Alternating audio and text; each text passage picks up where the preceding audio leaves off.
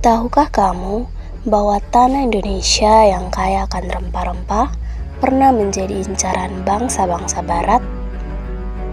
Kisah kolonialisme Barat di Indonesia adalah cerita tentang perjuangan, penjajahan, dan upaya merebut kembali kedaulatan. Mari kita selami sejarah penting ini untuk memahami bagaimana masa lalu membentuk masa kini. Poin pertama yang akan kita bahas adalah kedatangan bangsa Barat ke Nusantara. Ada beberapa hal dan peristiwa yang melatar belakangi datangnya bangsa Barat ke Nusantara. Salah satu dari peristiwa tersebut adalah jatuhnya Konstantinopel. For your information guys, Konstantinopel adalah kota yang memiliki posisi strategis di antara Eropa dan Asia, serta menjadi pusat perdagangan, kebudayaan, dan agama pada saat itu. Konstantinopel merupakan kota paling penting di dunia pada abad pertengahan. Konstantinopel memiliki letak yang sangat strategis dalam segi ekonomi maupun politik dunia. Sejak tahun 324 Masehi hingga awal abad ke-15 Masehi, Konstantinopel menjadi kota dari Bizantium Romawi Timur. Konstantinopel terletak di antara benua Asia dan Eropa, serta dibelah oleh Selat Bosporus. Penaklukan Konstantinopel dimulai pada 6 April 553 Masehi. Pasukan Utsmani di bawah pimpinan Al-Fatih berjumlah 150.000 pasukan dengan senjata-senjata raksasa seperti meriam basilika yang dibuat dengan teknologi terbaru pada masa itu. Pertempuran Konstantinopel berlangsung di darat, laut, dan bawah tanah. Pertempuran darat terjadi di sekitar benteng Konstantinopel, sedangkan pertempuran laut berlangsung di perairan Tanduk Emas. Selain itu, pertempuran bawah tanah dilakukan melalui penggalian terowongan dari pasukan Utsmani untuk meruntuhkan struktur benteng Konstantinopel. Momen puncak dari penaklukan Konstantinopel terjadi ketika Al-Fatih memutuskan untuk memindahkan kapal perang Utsmani dengan jalur darat untuk menghindari rantai-rantai bawah laut yang dipasang oleh Bizantium Romawi. Dan hanya dalam semalam, sekitar 70 kapal bisa memasuki wilayah Selat Golden Horn dan melakukan serangan secara total ke jantung pertahanan Konstantinopel. Dan pada 29 Mei 1453, Sultan Muhammad Al-Fatih bersama pasukan Utsmani dapat menaklukkan Konstantinopel secara keseluruhan.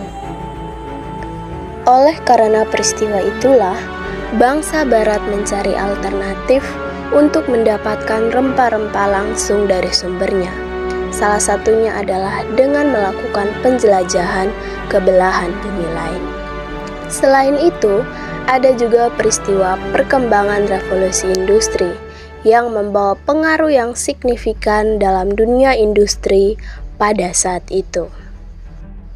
Salah satunya adalah penemuan mesin uap oleh James Watt yang menjadi pendorong utama revolusi industri pada saat itu, karena banyak dimanfaatkan dalam berbagai bidang industri di benua Eropa. Salah satu contohnya adalah perkembangan teknologi kapal dan navigasi yang memungkinkan pelayaran jarak jauh dan dimanfaatkan oleh mereka untuk mencari kekayaan sumber daya di belahan bumi lain, seperti rempah-rempah dan bahan baku untuk industri mereka. Selain itu, ada juga motivasi 3G, Gold, Glory, and Gospel. Gold artinya keinginan memperoleh kekayaan di wilayah-wilayah baru yang ditemukan. glory yang berarti mencari kejayaan dan kekuasaan, dan gospel yang berarti menyebarkan agama Kristen. Pada zaman dahulu, bangsa Barat datang ke Indonesia dengan membawa misi 3G: Gold, Glory, Gospel. Pada saat itu di Eropa, harga rempah-rempah sangat tinggi karena kondisi mereka yang buruk. Mereka berhasil mencari dan menemukan daerah penghasil rempah-rempah di belahan bumi bagian timur, seperti India dan Indonesia.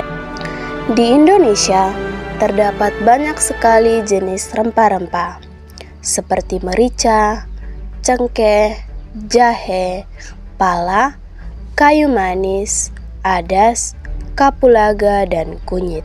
Dengan membawa misi 3G, bangsa Barat melakukan perdagangan dan penaklukan wilayah-wilayah penghasil rempah-rempah. Mereka juga melakukan penyebaran agama dan berdampak baik pada perekonomian mereka. Bangsa-bangsa Barat yang pernah berlayar ke Nusantara. Ada beberapa bangsa Barat yang pernah melakukan pelayaran ke Nusantara. Di antaranya ada Portugis, Spanyol, Belanda, dan Inggris. Pelayaran bangsa Portugis. Perjalanan Portugis ke Nusantara dimulai setelah mereka berhasil merebut Malaka pada tahun 1515 di bawah pimpinan Alfonso de Albuquerque. Malaka yang merupakan pusat perdagangan di Asia Tenggara menjadi pintu gerbang Portugis menuju kepulauan rempah-rempah, yaitu Maluku.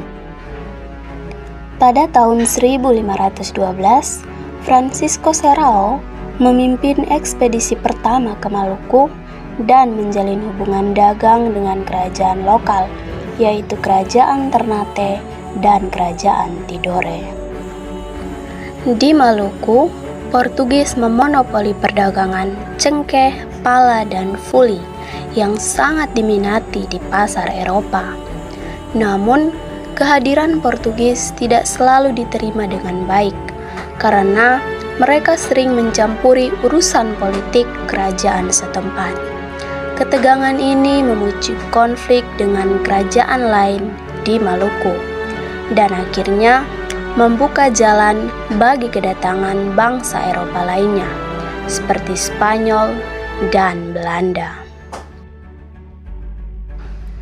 For information guys, meskipun dominasi Portugis tidak bertahan lama, mereka menjadi bangsa Eropa pertama yang membuka jalur perdagangan langsung antara Eropa dan Nusantara. Pelayaran bangsa Spanyol.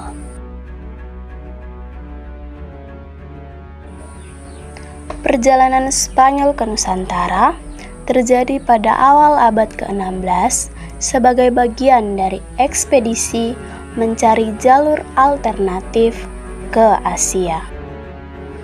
Ferdinand Magellan adalah pemimpin ekspedisi besar Spanyol pada tahun 1519 yang berhasil tiba di Filipina pada tahun 1521, meskipun ia gugur di sana karena konflik dengan penduduk setempat. Setelah itu, Sebastian del Cano melanjutkan ekspedisi tersebut sehingga berhasil mencapai Maluku pada tahun 1521. Di Maluku, Spanyol menjalin hubungan dengan Kerajaan Tidore yang menjadi sekutu mereka dalam persaingan dengan Portugis. Namun akhirnya, konflik antara Portugis dan Spanyol dapat diselesaikan melalui Perjanjian Saragossa yang mengakhiri konflik Spanyol dan Portugis atas Maluku. Spanyol menyerahkan Maluku kepada Portugis dan menerima kompensasi. Garis pembagian wilayah ditetapkan, timur untuk Portugis dan barat untuk Spanyol. Setelah itu, Spanyol fokus menguasai Filipina sebagai koloni utama mereka di Asia Tenggara, meninggalkan Nusantara dengan jejak yang singkat namun bersejarah. Pelayaran bangsa Belanda. Perjalanan Belanda ke Nusantara dimulai pada akhir abad ke-16 ketika mereka berusaha memotong monopoli Portugis atas perdagangan rempah-rempah. Pada tahun 1596, ekspedisi pertama Belanda yang dipimpin oleh Cornelis de Houtman tiba di Banten. Meskipun awalnya diterima baik oleh masyarakat setempat, sikap kasar para pelaut Belanda menyebabkan mereka diusir dari Banten. Namun Belanda tidak menyerah. Mereka melanjutkan pelayaran ke wilayah lain di Nusantara termasuk Bali.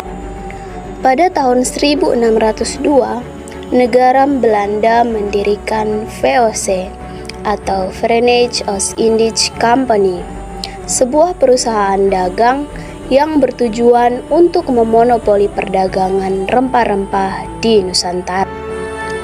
VOC berhasil mendirikan Batavia sebagai pusat kekuasaan dan memperluas pengaruhnya ke berbagai wilayah di Nusantara.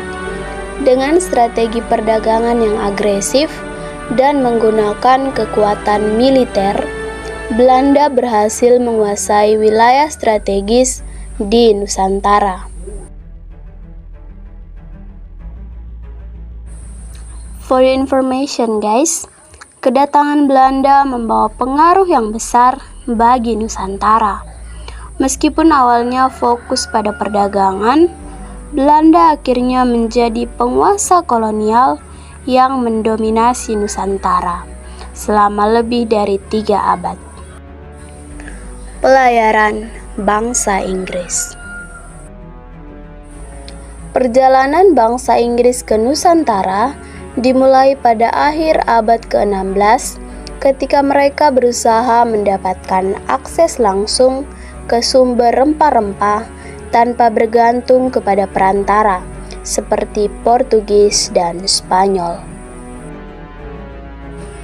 Sir James Lancaster adalah salah satu tokoh penting dalam ekspedisi Inggris yang pada tahun 1602 memimpin pelayaran ke Banten, dan ia berhasil menjalin hubungan dagang dengan Kesultanan Banten yang menyambut Inggris dengan baik, dan ia juga mendirikan kantor dagang di Banten dan beberapa wilayah lain.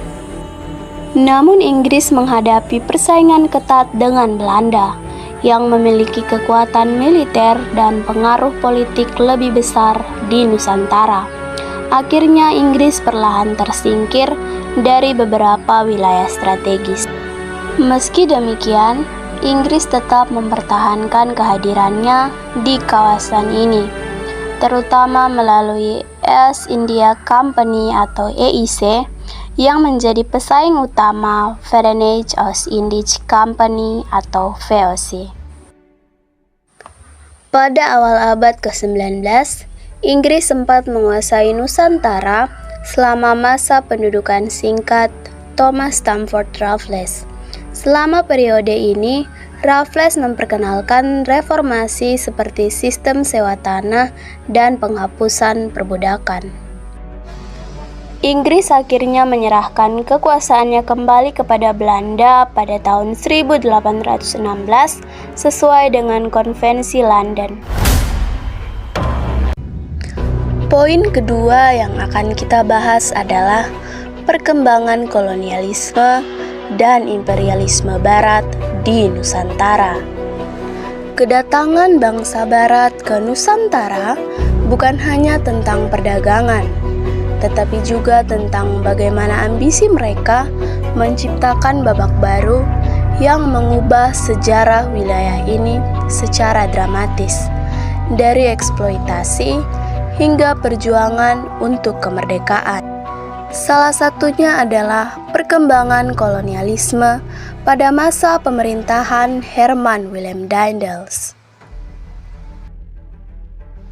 Masa pemerintahan Herman Willem Daendels dimulai dari tahun 1808 sampai dengan 1811. Daendels dikirim oleh pemerintah boneka Prancis di Belanda sebagai gubernur jenderal di Jawa, dengan tugas utama untuk menjaga pulau ini dari serangan Inggris, karena pada masa itu Inggris dan Prancis sedang melakukan perang. Salah satu tindakan paling kontroversial yang pernah dilakukannya adalah membangun jalan raya Daendels dari Anyer, Banten sampai Panarukan, Jawa Timur sepanjang lebih dari 1000 km. Selain proyek jalan raya, Daendels juga dikenang karena perannya dalam memodernisasi administrasi kolonial, termasuk pendirian pos dan kantor pemerintahan baru serta perbaikan sistem perpajakan. Namun, masa pemerintahannya yang singkat dan metodenya yang keras menyisakan kenangan yang pahit dalam sejarah Indonesia. Selain itu, ada juga perkembangan kolonialisme pada masa pemerintahan Thomas Stamford Raffles. Masa pemerintahan Thomas Stamford Raffles yang bergelar sebagai Letnan Gubernur di Jawa dimulai dari tahun 1811 sampai dengan 1816 selama pendudukan Inggris setelah mengalahkan Belanda melalui perjanjian kapitulasi Tuntang. Kebijakan-kebijakan terkenal Raffles. Yang pertama, sistem landrent atau sewa tanah. Raffles memperkenalkan sistem sewa tanah sebagai pengganti sistem tanam paksa oleh VOC. Dalam sistem ini, petani dikenakan pajak berdasarkan luas dan kualitas tanah yang mereka garap, bukan berdasarkan hasil panen. Ini bertujuan untuk menciptakan sistem yang lebih adil dan meningkatkan produksi pertanian. Selanjutnya, yang kedua, pengurangan perbudakan. Raffles menentang praktek perbudakan dan berupaya menguranginya selama masa pemerintahannya, meskipun perbudakan belum sepenuhnya dihapus. Kebijakan ini mencerminkan komitmennya terhadap nilai-nilai kemanusiaan. Yang ketiga, peningkatan infrastruktur dan perdagangan. Raffles berfokus pada pengembangan infrastruktur seperti pembangunan jalan dan pelabuhan. Untuk mendukung perdagangannya, ia juga berupaya meningkatkan ekspor komoditas penting seperti gula, kopi, dan rempah-rempah. Yang keempat, reformasi hukum. Raffles melakukan pembaharuan dalam sistem hukum Hindia Belanda dengan memperkenalkan hukum pidana dan perdata yang lebih terstruktur. Ia juga mendirikan Mahkamah Agung di Batavia untuk memastikan keadilan dan pengawasan hukum yang lebih baik. Nomor 5, pelestarian sejarah dan kebudayaan. Raffles sangat tertarik pada sejarah dan kebudayaan Jawa. Ia menulis buku The History of Java yang menjadi referensi penting tentang Jawa dan turut serta dalam penemuan kembali Candi Borobudur. Selain itu, ada juga sistem tanam paksa atau kultur stelsel. Sistem tanam paksa atau kultur stelsel ini diperkenalkan oleh Gubernur Jenderal Johannes van den Bosch pada tahun 1830. Pada tahun 1830, Gubernur Jenderal Hindia Belanda Johannes van den Bosch memberlakukan tanam paksa atau secara resmi disebut kultur stelsel. Kebijakan ini muncul lantaran melihat potensi alam Nusantara yang kaya akan komoditas ekspor. Penguasa Belanda menjamin kultur stelsel dapat memberi hasil yang besar dan juga membawa kesejahteraan bagi bumi putra. Dan hasilnya memang sesuai prediksi. Belanda seperti tertiban durian runtuh. Keuntungan sistem tanam paksa bisa menyulap Belanda menjadi negara kaya raya. Hutang-hutang Belanda lunas dan dapat membantu Belanda mengembangkan negaranya. Namun nyatanya, keuntungan itu tidak berlaku bagi kaum bumi putra. Rakyat jelata diperas bak sapi perah, dikuras tenaganya, demikian pula hartanya. Di balik kesuksesan Belanda menjalankan tanam paksa, ternyata ada peran sentral dari elit Bumiputra. Pejabat Bumiputra, terutama kepala desa, sengaja dilibatkan Belanda untuk intervensi masyarakat jelata.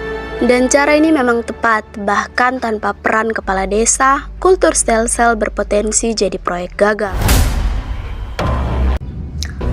Poin ketiga yang akan kita bahas adalah perlawanan terhadap kolonialisme dan imperialisme Barat di Nusantara. Praktik kolonialisme dan imperialisme Barat di Nusantara tentu saja menimbulkan sikap pertentangan dan perlawanan dari penduduk pribumi karena dianggap sangat merugikan.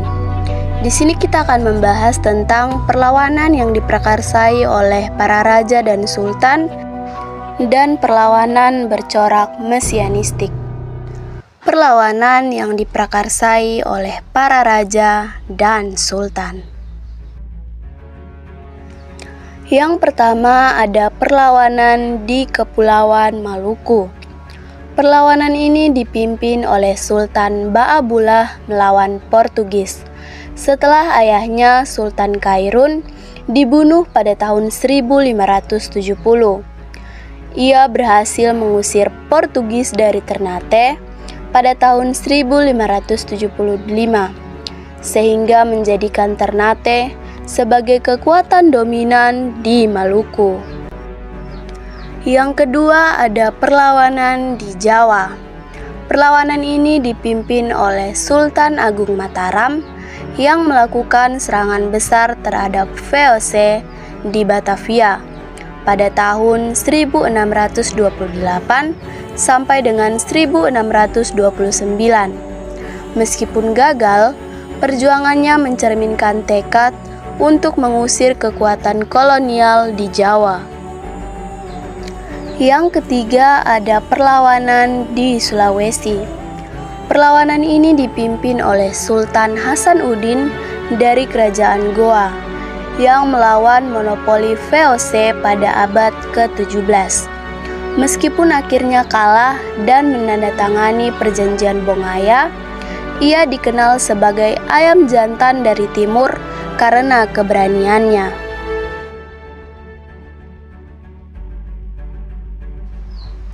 Yang keempat ada perlawanan di Sumatera, Perang Aceh.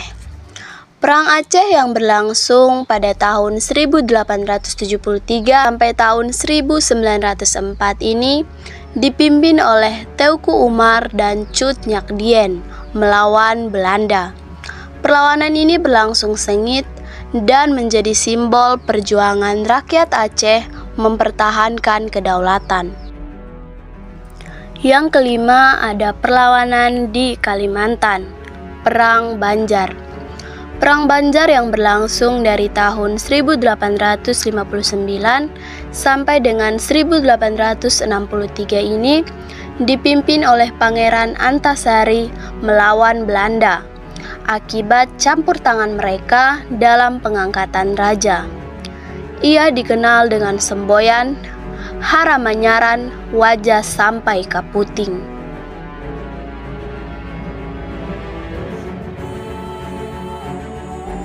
Selain itu, ada juga perlawanan bercorak mesianistik atau sebuah gerakan yang tidak selalu berpangkal dari seorang raja. Yang pertama ada perlawanan Pangeran Diponegoro. Perang Diponegoro berlangsung dari tahun 1825 sampai 1830, dipicu oleh campur tangan Belanda di Yogyakarta, termasuk pemasangan patok jalan di makam leluhur Diponegoro. Memimpin rakyat Jawa, ia menggunakan strategi gerilya melawan penjajahan. Perang berakhir dengan penampakan Diponegoro pada 1830 setelah dijebak oleh Belanda. Perlawanan ini menjadi simbol perjuangan melawan kolonialisme. Yang kedua ada perlawanan di tanah Partikelir.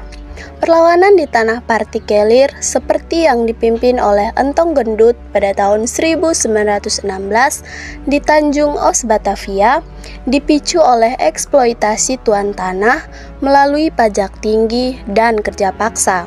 Gerakan ini mencerminkan perjuangan rakyat melawan ketidakadilan sistem kolonial. Dan poin keempat yang akan kita bahas adalah perubahan sosial, politik, dan budaya Nusantara sebagai dampak kolonialisme dan imperialisme Barat. Praktik kolonialisme serta imperialisme yang coba diterapkan di Indonesia oleh beberapa bangsa Eropa tentunya menimbulkan suatu perubahan. Kira-kira apa saja ya perubahan-perubahan yang terjadi? Mari kita bahas. Yang pertama ada perkembangan agama. Kedatangan bangsa Barat membawa pengaruh besar terhadap penyebaran agama Kristen di Nusantara. Misionaris aktif menyebarkan agama ini, membangun gereja dan lembaga pendidikan berbasis agama. Ada juga perubahan sistem sosial dan masyarakat. Stratifikasi sosial semakin kompleks dengan adanya pembagian kelas antara kaum pribumi, kaum bangsawan, dan bangsa kolonial. Sistem kerja paksa juga memperburuk kondisi kehidupan masyarakat pribumi. Selanjutnya ada juga perubahan pendidikan dan kebudayaan. Kolonialisme mengenalkan pendidikan formal ala Barat, tetapi terbatas pada kalangan elit. Meski demikian, lembaga pendidikan ini memunculkan golongan terpelajar yang kelak menjadi pelopor kebangkitan nasional. Selanjutnya ada juga perubahan sistem politik dan pemerintahan.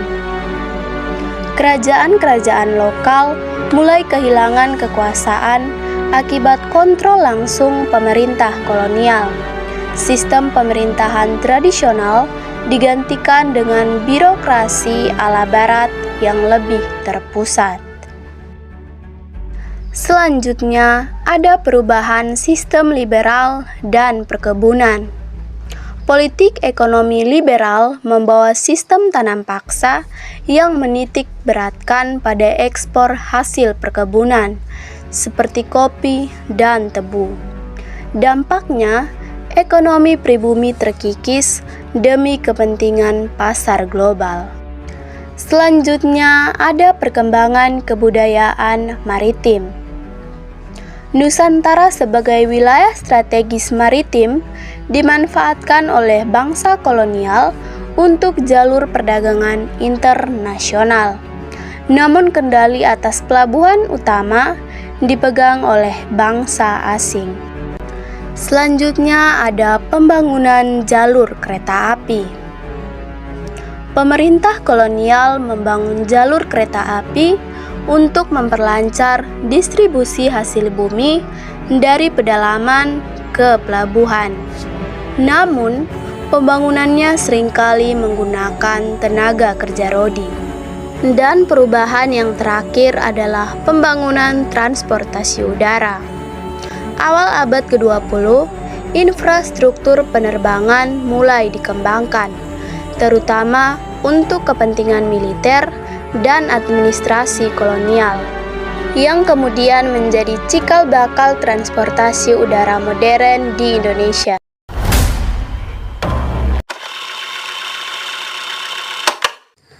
Sungguh cerita sejarah yang sangat panjang namun bermakna. Karena dengan mempelajari cerita sejarah ini, kita dapat menghargai pengorbanan para pejuang, mengenali dampak panjang dari kolonialisme, dan mengambil pelajaran untuk membangun masa depan negeri ini yang lebih adil dan mandiri. Sejarah ini juga membentuk identitas nasional dan menanamkan rasa cinta tanah air pada jiwa dan raga kita sebagai anak-anak Indonesia.